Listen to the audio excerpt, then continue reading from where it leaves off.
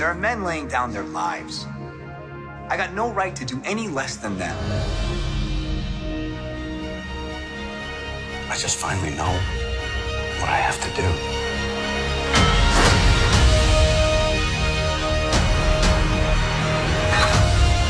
Captain? Mr. Stark? I don't trust a guy without a dark side. Well, let's just say you haven't seen it yet. After everything that's happened, it's nothing compared to what's coming.